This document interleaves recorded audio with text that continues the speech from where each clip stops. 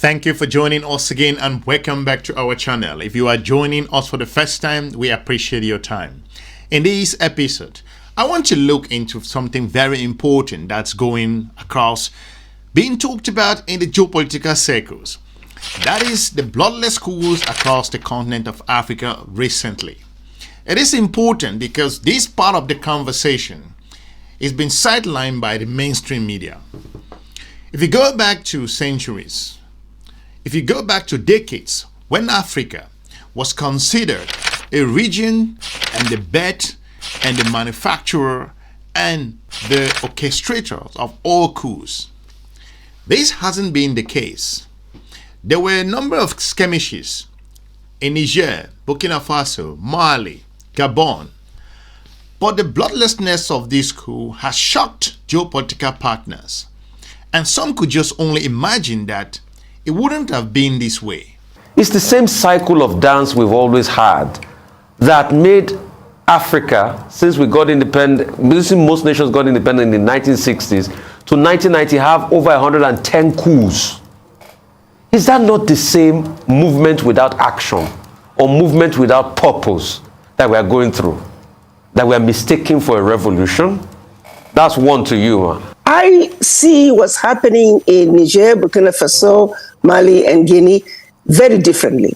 If you look at the previous coups, those were orchestrated by Western powers, majority, of course, orchestrated by France.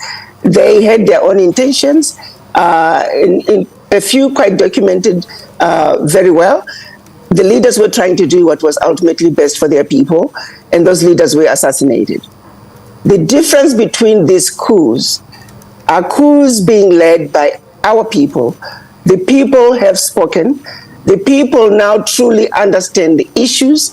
The people are standing up to say what has been going on is unfair, is unacceptable. It really just simply makes sense that something has got to give. There is a difference between the previous coups and these last four coups, especially the one in Niger. I actually, on a personal level, I feel uncomfortable even calling them coups. This is you look at a situation where people are basically desperate, where they know they're rich in natural resources, and yet the majority of the people are extremely poor. How long can that situation be sustained before the people finally wake up and rise up? That is what's happening, and I would like to call what's happening in these four countries as an ideological realignment of their economic, of their political, of their social values. If you look at the continent of Africa, you're beginning to realize that nobody is coming to save the continent, especially countries in West Africa that has been in this colonial chokehold for centuries, and they couldn't breathe. They couldn't make strategic choices. They were so locked into contracts that they themselves knew nothing about. It is amazing how these countries have picked up themselves, that beginning to make decisions that does not sit well along Africa's strategic partners. Why am I saying this? I am talking about this because it's so important. If we had the coups in those regions compared to what happened decades ago, and if they were so bloodless to an extent, the conversation would not have been what we are talking about today. I'm not saying, don't get me wrong, that coups are the way to go, but you cannot ignore the fundamentals of all of these events. It's our duty to save the country and bring the Ghanaian people together. We will put a system in place for all of the people to come together, because a political system that is not inclusive is a system that is not based on peace. If you consider the historical engagement between France in particular and other colonial partners, the way they have engaged these countries, specifically France, in its operations across the French-speaking countries, as we all see nations are making strategic choices at the moment. Going back to the bloodlessness of this coup, it's as a result of the realization of the nationals, the citizens of these nations, that they are hungry for change. They are crying for a new model. They want to try new things. They want to become partners in terms of interaction and freedom. They want to choose. They want to select partners. They want to make their own decisions. They have been crying over and over for many years, locked into these unforgiving partnerships. That's the reason why magazines like The Economist decades ago will publish things like this, talking about that the continent of Africa is a helpless continent. How could they not publish this? Because of what was coming out from the continent of Africa. It was devastating. The economy was in shambles. The region was shaken. It was perceived in the news media as the dark continent. There's a number of things that happened. So the same Economist, couple of decades when the continent started picking up itself, came out with this other publication. Headlines like Africa Rising. Going back to the bloodlessness of this coup in Burkina Faso, Mali, Niger, Gabon, and across the region, other countries, coups never started in the continent of Africa. The reason why these coups at the time were being so bloody at the moment, or at that particular time so bloody, was because the colonizers had huge influence in this region. They were pitting those who are in power and allowing them to look at the growth and the development of their country from a different perspective. They were aligning themselves with the colonizers' approach. This was a terrible behavior, and it fractured those countries. They have different perspective on growth and development and well-being of the nation. They began picking up themselves. And that's why we heard so many issues happening in Guinea, Burkina Faso, Niger, across the region. It was devastating for the continent of Africa. But fast forward 2022, 2023, 2024, these countries have emerged. They began seeing the information superhighway, the transformation. They started asking questions. What's going on around the world? What's going on with our country? What's going on with our minerals? What's going on with our natural resources? Why can't we have XYZ projects in our region? Other countries like China start offering other options. Russia, some other European nations, India, Japan, they start offering new models. The countries start buying into it. I was really quickly doing my research, I came across this very important piece from Aljazeera, where they talked about from 1950 to 2022, there have been a number of coups, coup attempts, successful and failed. Africa topped the list, but that doesn't necessarily mean that all coups were from the continent of Africa or originated from there. If you look at it in total, there have been over 214 coup attempts in the continent of Africa. 106 have been successful. 108 failed. In Latin America, 146. 70 were successful and 75 failed. In Asia, 49 coups, 27 successful, a total of 22 failed. In the Middle East, 44 and 21 successful and 23 failed. In Europe, 17 coups. And since 1950 to 2022, looking at the data published by Al Jazeera, 8 of those coups were successful in Europe and 9 of those failed. In South Asia, 16 coups and 10 successful, and you have 6 that failed. A total globally, there have been 486 coups, and 243 have been successful, and 244 that have failed. All right, let's stay with the story and speak to UJ Center for Africa-China Studies, Kofi Kwaku, who joins us live now. Thank you so much for your time. Your initial thoughts as you see developments in Gabon?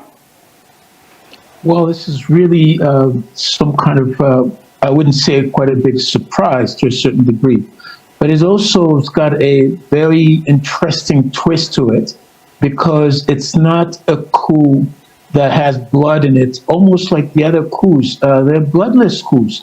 It's a really, my initial thought by having watched this video of the deposed President Bongo, it's really sad to see how a dynasty, a family that's run a country for over half a century have managed to be, being kicked out like that, and the president pleading, in a desperate plea to ask people to help him to make noise. But what he's trying to save, of course, himself, his wife, his kids, and his family. But he forgets about the people he's been really ruling for now 14 years or more, wanted to go for a third term. That tells you a little bit of the kind of image we have about a president. I wouldn't extrapolate to other presidents, but leaders who have forgotten about what they need to do in Africa to help to change the nature and the condition of their countries. And especially for a country like Gabon, so wealthy, fourth producer of oil and gas in Africa, small population, but at least 2.5 million people.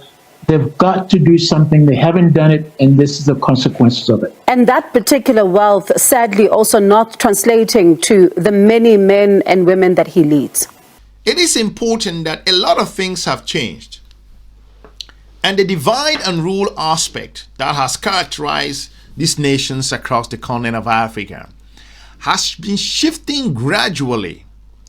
The transformation, the new innovative aspect, these countries want to charter a new part in their history. They want to try a new economic model. They want to try new governance approach. They were locked in a contract that had no favor in terms of their development and growth. It affected their performance, it affected the GDP of the nations, their engagement in the several areas. It was consequential because countries like France, the French government's approach to these Western African countries that had partnership with, were based on unequal partnerships.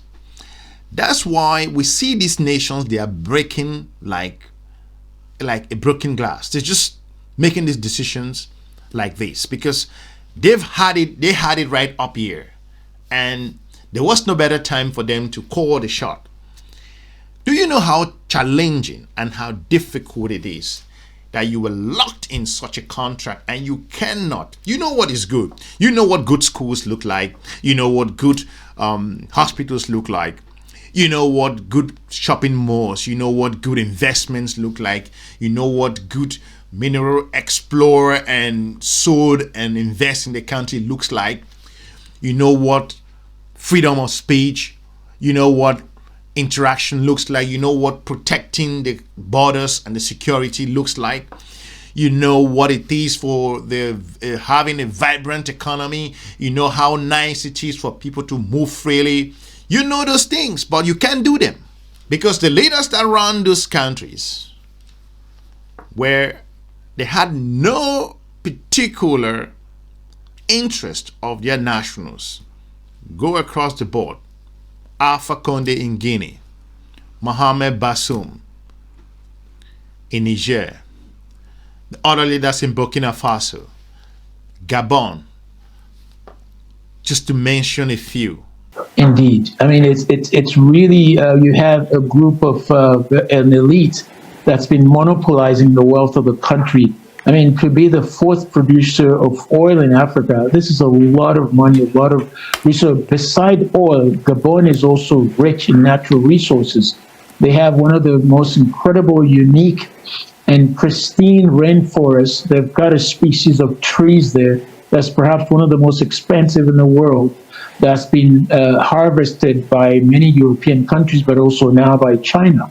And so that wealth hasn't trickled down, hasn't been distributed enough and it's really inexcusable. And looking at, what has been happening in the so-called former French colonies, and how it's hogged the headlines recently, and, these coups being talked about the world over, what are they telling us?